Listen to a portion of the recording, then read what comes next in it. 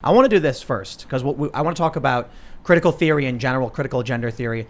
The big battle in Loudoun County is actually over a transgender policy bill, so it's not just race theory. Yeah. But I gotta pull up this book.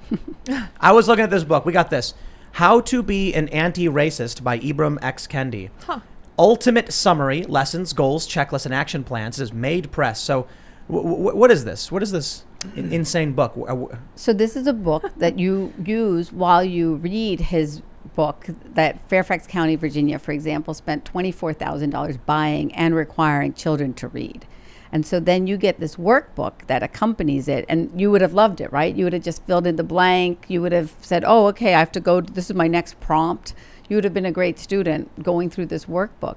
So tell us some of the great questions that they've got in there. Well, I want to go to the let's go to the back. Let's see what we got. Okay, well, those are action steps. First, I'll just point out they have these areas where you can write. Lessons. Number 1. Queer racism is a strong collection of racist policies leading to inequity among race sexualities that can be substantiated by racist ideas as regards race sexualities.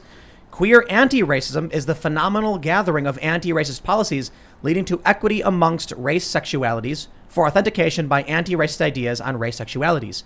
Every race sexuality is unique. Did that mean anything? I feel like I missed a step. Did I miss something? It's What's so race sexuality? Answer the question. It's intentional. Yes. Yeah, it's so intentional word salad because they want to confuse people and make them dizzy with their assumptions. They have so many strange assumptions in every sentence. Here's one. In what ways can you be a successful gender and queer anti-racist? Yeah, exactly. Like what? Yeah. And then you just fill the blank in? Yeah, fill the blank in. Explain why everything about race is tied to lay down policies that predominantly cause so much harm to other racial groups.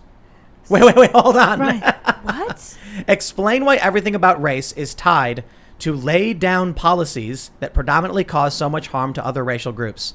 What? Yeah. What is he saying? Is he saying that his own book about race is harming racial groups? Or is he saying that the restricting it cause harms to racial groups? Seems like he needs a copy editor. Yeah, seriously. Yeah. I mean, it's dizzy. Here's goals. In number 1, and you got to write. You got to fill this in. In what ways has your sexuality been threatened? How did you go about it, and what would you have done differently? What? How old are the kids who get this? These kids will be high schoolers. Oh, okay. I mean, still, come on. Oh, yeah, a high for sure. schooler, it's basically you're getting this Bible for critical race theory handed to these kids for required reading, and then you're getting his own nonsense repeated back as if you're supposed to treat it like it's intelligent prompt. It's garbled nonsense. I mean, so here's another one. And again, you got to fill out the blank. Map out the modus operandi you intend to begin in helping to protect and shield vulnerable homosexuals and heterosexuals henceforth. Wow. Yeah.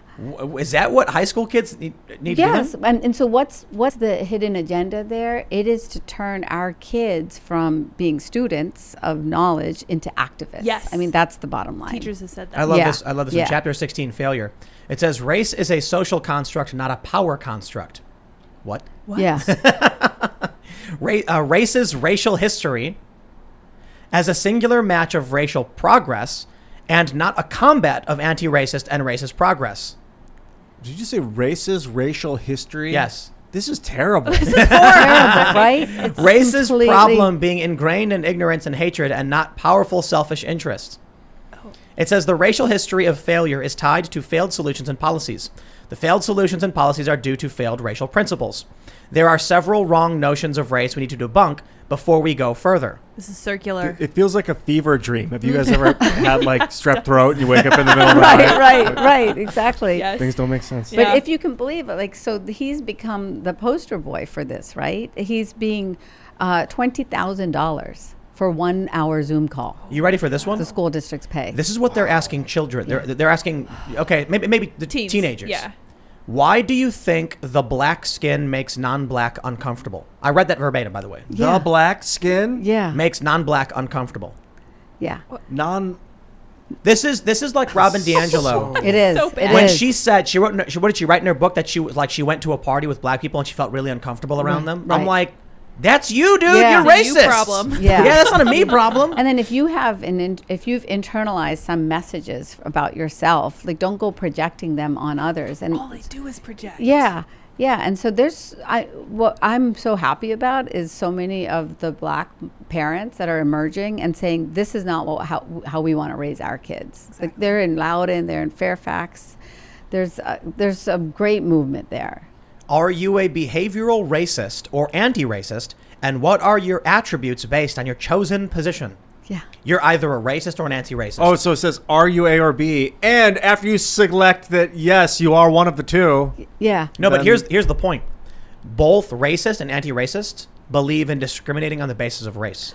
Yeah, there's no And win. Anti-racism from Ibram X. Absolutely Kendi not. is we must.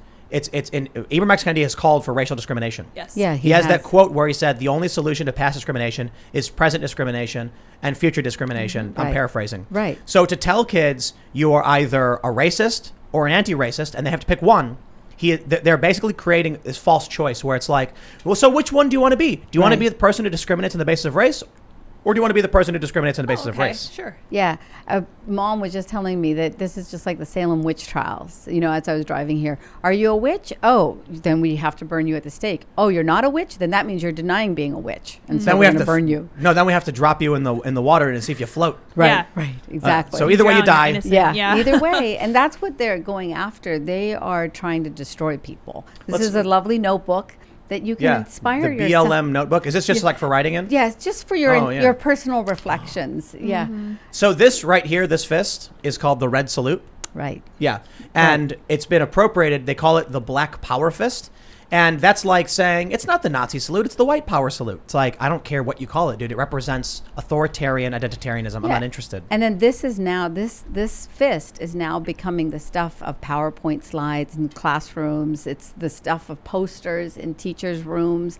It just goes, and that's what fascinates me. Propaganda again, because this becomes cool for the kids, and that's not good. Somebody on Twitter pointed out to me that the feminist symbol is exactly the same fist, but with, the sign for the feminine. And I'm like, how long has this been going on? Right. How did we not notice Right. this? So there's a bunch of other books. What's this Call Me Max book you have? Oh, yeah. So this goes into the transgender issue. So this was a book that was read to kids right in Austin, Texas, in the school district there called Eanes.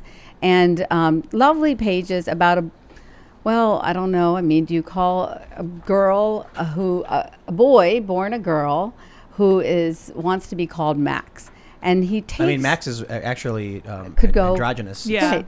So Maxine, He Maxwell. Yeah. he declares that his parents had decided at birth that he was a girl, but he decided, no, I am not. The grown-ups made a mistake. And so lovely Max is able to find little kids that he can speak to about it. And then fortunately for him, he finds a friend who is also in the same situation and has decided that he's a girl, and a support group at school. And there they get to talk about their identity issues for Away kids. from the parents who were wrong. Yes, who were wrong and made a mistake. That's what, and so a really critical part of these teachings, including this one, I Am Jazz, another famous yeah. one, right, is that the parents made a mistake. So this is, again, another Marxist ideal. This is from the Cultural Revolution, right? Dividing the parents from the children. Yes. Creating intergenerational warfare. And ultimately, the state knows better than the parent on how to raise the child. Do you remember when the teachers were melting down over the idea that parents could now listen to their classes with Zoom? Oh, yeah, I know. I think this is why. And yeah, because ultimately, in this whole dynamic is the idea that the kids have secrets also that they need to keep from the parents. So, this is another issue where school districts are debating whether or not a child comes to them and they say they want to be called by a different pronoun. Do they tell the parents? And then they have a form on whether or not they tell the parents or not, because they can keep it a secret from the parents. Wow. Yeah, I have some questions about books like this. I was just looking through the book, Yeah. and in it, the child eventually, talking to the kids at school, goes to the parents have a conversation, then the kid goes to a support group. What about children who are prepubescent what about them is not boy or girl, right? So they say that gender is a social construct. So is the issue that Max, which could be a male or female name, Max wants to wear blue jeans and not a skirt? Well, that's not anything to do with biological sex. I agree. Whether or not someone wears a skirt is a social construct. In Scotland, they wear kilts, very similar in some respects. Yeah, Middle East. Yeah, in Middle East, they wear, what would you call them? The gowns, basically, Gowns? right? So, yeah. Men right. wearing gowns. Right. Yeah. A toga. That's like Burning Man, I wore a dress. There you go. right. It's a little right. different. Normal. No, so while they say that gender is a social construct, the way we dress is a social construct, a child who has no concept of sexuality would go through a biological treatment when what they're really saying is, I want to wear different clothing. Yeah. So there's a lot of questions around that. Yeah, and then what's happening is our medical system is now creating firewalls between parents and children when the kid turns 13 so that they can have private conversations with their healthcare provider away from the parent. Evergreen, one of these healthcare systems in Seattle, has just announced that 13-year-olds get their own email address to talk to their healthcare provider so that they can have these private conversations. So you're saying the schools and the medical providers are encouraging kids to talk about gender issues they're having, changing their gender, and not tell the parents. Yeah. Specifically, they don't tell the parents. Yeah, because what the narrative is that the parents are evil, that they bully, that they are not understanding, and that they create then transphobia, right? So they use all of their words then against the parents to create all of these systems that separate children from their parents. Is this you said they're just trying to get this passed in the school system where It's happening. It's happening. I just read Virginia's new policies. They've gotten rid of the father-daughter dance because that's not okay anymore. So I just want to, I'll stress this point one more time before we jump to this next relevant story is, if someone, a child who has not gone through puberty, has no experience of sexuality, how would that child understand they want to undergo a biological process to be or not be? It's I don't know. I guess the argument, it's a similar argument the left uses. One of the arguments we've seen from many of the pro-trans activists is that if a child is going to go through, say, male puberty, they don't know what it's like to go through male puberty. Maybe they wouldn't like it. Therefore, they have actually argued that all children should be put on hormone blockers until they can choose. Wow. Right. And what they fail to understand is that there's actually, prenatal testosterone plays a huge role as well. Right. And a child looking at dolls and action figures and dresses and blue jeans, those are not, that has nothing to do with your biological sex. Yeah. But they want kids to undergo a physical, biological treatment for a clothing or cultural issue. Yeah, and what's so disturbing to me is that, growing up in India and then visiting, there's always been a difficult relationship with folks who are transgender.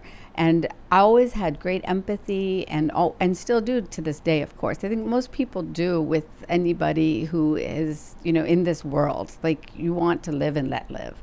The problem here is that this is an intrusion now, right, into the lives of children, into the lives of families, the decisions of families, because I want everybody to be able to live peacefully and without harm, right? We all do. We don't want any kind of harassment, discrimination, bullying, but this is a new propaganda that is making it cool and getting ideas in kids' heads that they otherwise wouldn't have because maybe they just want to wear blue jeans. Thanks for checking out this clip from the Timcast IRL podcast. If you want to see the full show, come back to this channel, youtube.com/TimcastIRL, Monday through Friday at 8 p.m., where you can leave comments and super chat, and we actually will read your comments on the show. Don't forget to like, share, subscribe, and if you want exclusive members-only content, segments you can't get anywhere else, go to timcast.com, become a member, and we even have full bonus episodes. Thanks for hanging out, and we'll see you all next time.